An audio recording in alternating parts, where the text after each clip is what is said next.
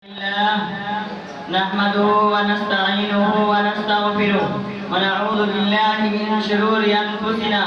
ومن سيئات أعمالنا من يهده الله فلا مضل له ومن يضلل فلا هادي له وأشهد أن لا إله إلا الله وحده لا شريك له وأشهد أن محمدا عبده ورسوله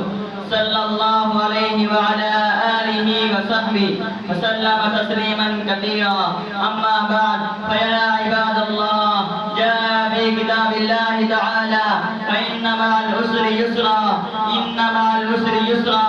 هذه إشارة عظيمة أن كلما وجد عسر وصعوبة فإن اليسر يقارنه ويصاحبه، حتى لو دخل العسر جحر ذنب فدخل عليه اليسر فأخرجه، كما قال تعالى سيجعل الله بعد عسر يسرا. ألا فاتقوا الله عباد الله وأحسنوا الظن بالله وثقوا بوعده الحق الصادق الذي لا يتقلب ولا يتبدل، فأن مع العسر يسرا